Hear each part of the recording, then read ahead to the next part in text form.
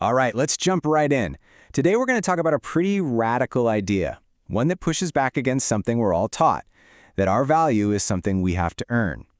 We're going to explore what it means to be chosen, not because of what you do, but just because of who you are. So let's start with a question that I think for most of us hits pretty close to home. You know that feeling like you're always on some kind of stage, always having to audition for acceptance?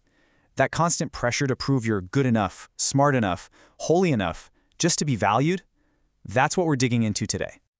And that feeling, that constant audition, leads us straight into what the source material calls the performance trap. And it's a trap because it's so normal, so pervasive, that most of us don't even realize we're stuck in it. Okay, so look at this. This slide just lays it out so perfectly. On the left, you've got the world's way. It's everything we know, right? It's your resume, your grades, your credit score, your performance review. It's a system where you have to prove your worth. But then look at the right. There's this completely different premise. Value that's freely given, unconditional, and get this, it comes before you ever perform. The source uses this great analogy for what it feels like to be stuck in that trap. It's like being a rabbit on a wheel. You're just treading and treading, running as fast as you can, but you never actually make any progress. It is absolutely exhausting, and it is a perfect recipe for burnout. And all that striving, it creates this constant, low-grade anxiety that just hums in the background of your life. It leaves you asking these really draining questions over and over again. Have I done enough? Am I good enough? Does he really want me? You're always second-guessing if you finally hit the mark. So if that's the trap, then what's the escape route?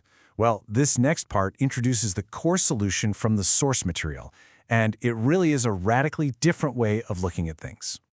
And here it is. The central idea is this concept, chosen in love. It's a complete flip of the script.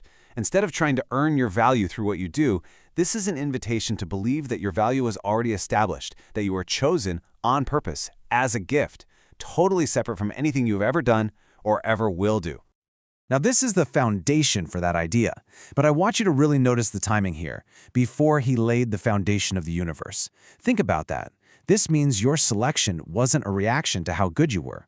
It wasn't an afterthought. It was the first thought, a deliberate, intentional choice made before time even began.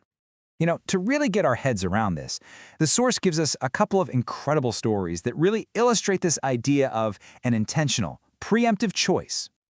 Okay, so picture this. You're buying a gift for a close friend. You have this perfect watch in mind for them. So you go to the store and you walk right past 9 other perfectly good watches. Why? Because they don't match the vision you have in your heart. Then you see it, the one, and you say, that's it. Now think about it. Did that watch do anything to get chosen? Did it tick louder? Did it shine brighter? No. It was chosen simply because it matched the loving vision of the giver. Now that's a beautiful story if you feel like a perfect shiny new watch, but let's be real, how many of us feel like that? What if you feel a lot more like, well, driftwood? You know, twisted, battered by the storms of life, waterlogged, maybe a little broken? Surely a master craftsman would choose the premium lumber on the left, the flawless, straight, easy stuff to work with, right? But here's the twist. The master craftsman in this story walks right past all that perfect wood and picks up the broken piece of driftwood. And his reason why is everything. I am not choosing this for what it is now. I am choosing it for what I can make it into. See, anyone can build something beautiful with perfect materials, but to take something broken and battered and turn it into a masterpiece, well, that shows the true skill of the craftsman. Grace isn't about choosing the perfect. It's about seeing the potential in the imperfect.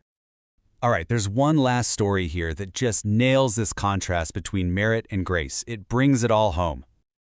Oh man, we all know this one, right?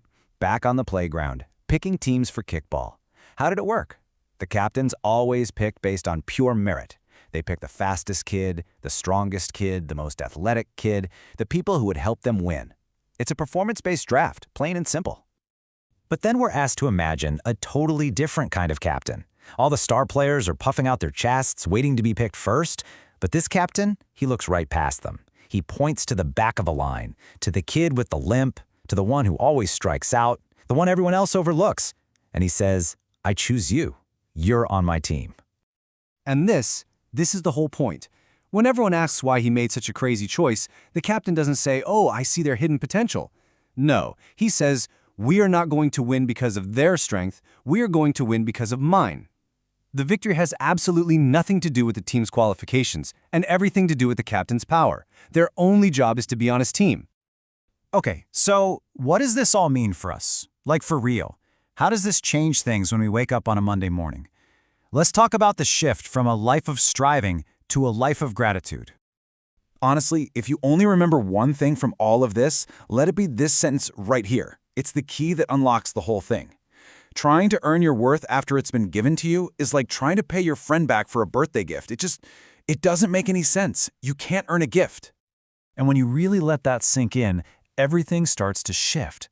You stop praying to be liked, and you start praying because you are loved. You stop serving out of fear or to avoid punishment, and you start serving just out of pure gratitude. Your value isn't tied to your productivity anymore. You can finally rest, knowing your value was already given. This is what it means to be free from that performance trap. So, I'll just leave you with this last thought.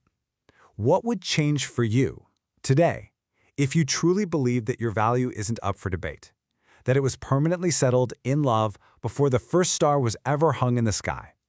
Now that is something to think about. Thanks for joining me for this explainer.